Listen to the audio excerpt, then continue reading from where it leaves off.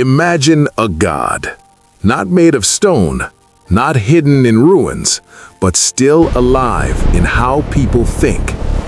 A god that ruled fear, a god that fed on anxiety, a god that promised control in a world that felt uncontrollable. His name was Baal.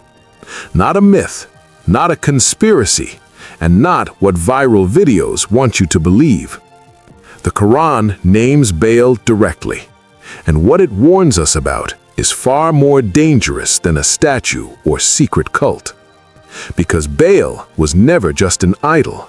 Baal was a system. In this video, we will do what most videos refuse to do. We will separate Quranic truth from occult fiction, history from hysteria, and faith from fear-based storytelling.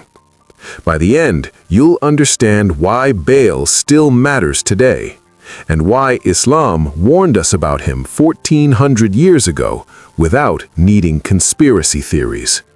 Baal was not fictional. He was worshipped openly across the ancient Levant, among the Canaanites, Phoenicians, and surrounding cultures, more than 3,000 years ago. The word Baal simply meant Lord or Master in ancient Semitic languages. At first, it wasn't even a name, it was a title. Over time, that title became associated with one specific deity, Baal Hadad. Baal Hadad was believed to control rain, storms, fertility, harvest, life itself. In an agricultural world, rain was survival. No rain meant famine. No famine meant power. So people didn't worship Baal because they were stupid. They worshipped him because they were afraid. Fear of drought, fear of hunger, fear of losing control. And that fear is exactly where Shirk is born. Baal worship wasn't casual belief. It involved rituals, sacrifices, seasonal ceremonies, absolute dependence. People didn't deny Allah, they compromised him. They said, Allah exists, but Baal controls rain. Allah is creator, but Baal brings success. That division is the essence of Shirk. And Islam does not treat that lightly. The Quran does not speak symbolically here. Allah mentions Baal directly in Surah As-Safat. Prophet Ilyas, peace be upon him, was sent to a people who worshipped Baal, and Allah records his words. Do you call upon Baal and abandon the best of creators? Allah, your Lord and the Lord of your forefathers. This was not a debate about statues. This was a confrontation of misplaced trust. Classical tasfir, including Ibn Kathir, explains these people knew Allah. They just relied on Baal for provision and security. That reliance was Shirk, and Ilyas stood alone against it. Shirk is not just bowing to idols. Shirk is placing ultimate fear in something other than Allah, placing ultimate hope in something other than Allah, placing ultimate control in something other than Allah. Baal represented false control, and false control always attracts followers. Centuries later, Europe reinterpreted pagan gods. In medieval demonology, Baal appears in the Ars Goetia, a 17th century grimoire. There, Baal is described as a king of the East, appearing as a man, cat, or toad, ruling 66 legions. But here is the key truth. This is not historical continuity. This is reinterpretation.